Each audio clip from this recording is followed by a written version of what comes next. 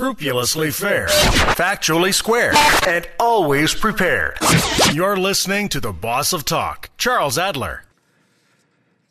Insisting that he will not tolerate a race to the bottom on mortgage rates, Finance Minister Flaherty succeeded in pressuring Manulife Bank to cancel its plans to offer consumers a lower interest rate on its 5-year fixed mortgage. Folks, when I was reading this, and you know who I vote for, okay? So this is this is the team I support. I'm not coming at this from some wacko partisan left of center direction. But when I saw this, I thought to myself, are we in Cyprus now? What do you mean the finance minister is calling the bank to say, or the insurance company, you can't lower the mortgage rate and give people a break? And what are we talking about anyway? Lowering it from 3.09 to 2.89? Talking about a few bucks here. Like, why is the finance minister sticking his nose in it? So I'm tweeting about this, and apparently Brad Lamb is also upset. He's the condo king. And Brad, you're not coming at it from some out there on the far left perspective either. No, not at all. I mean, I think this particular government has done a pretty good job running the country's affairs, since it's been in power. So I don't think that it's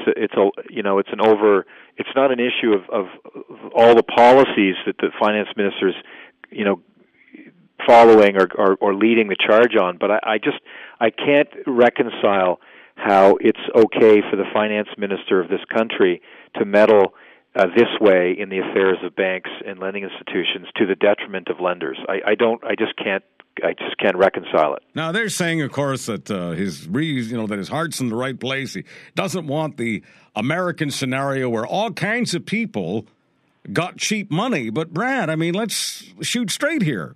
Yes, everyone had access to cheap money, but a lot of the people who had access to cheap money were so-called ninjas. No income, no jobs, no assets, no down payment, nothing. I mean, I don't know how he compares Manulife giving a few nickels off a mortgage to what was going on in the States 5 and 10 years ago. No, there's no comparison. I mean, there's no doubt that the Canadian real estate marketplace has had a good run for the last 7 or 8 years, but we're nowhere near in the same situation as the United States was prior to their collapse, and we're not heading in that direction. The Canadian real estate market's in good hands.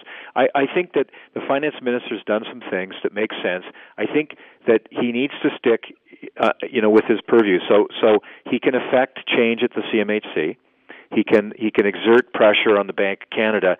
He can create fiscal policies, but what he can't do, in my mind, is call a lending institution and say, you can't do that. If the lending institution is governed by its shareholders and the law, and as long as it works within those two parameters, then it should be allowed to do what it wants to do to seek out a fair profit. And by the way, if you walk into any bank, the posted rates are not the rates you pay.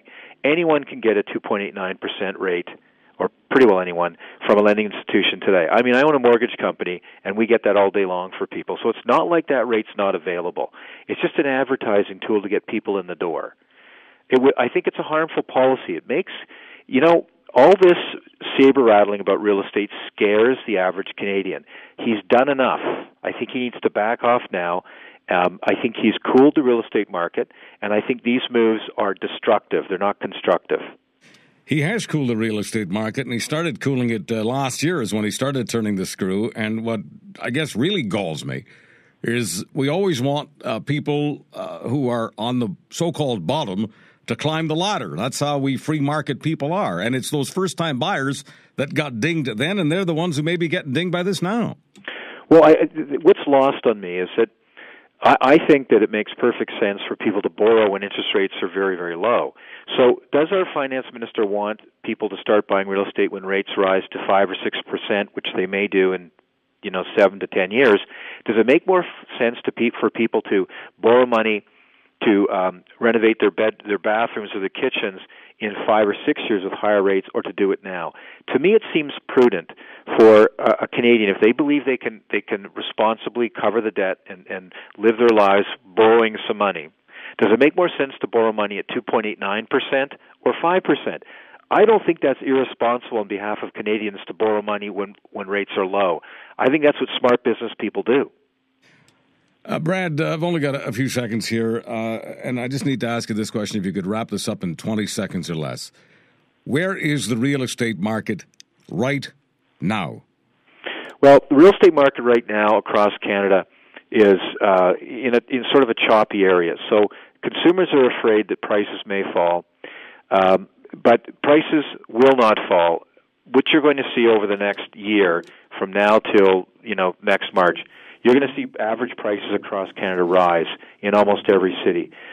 Specifically in Vancouver and Toronto, in the condo market, I think you're going to see real estate prices move sideways. I don't see anything that's going to increase the price in condominiums, only because we can increase the supply of that product a lot in a larger fashion than we can with the single-family home market. He's the condo king, Brad Lamb in Toronto.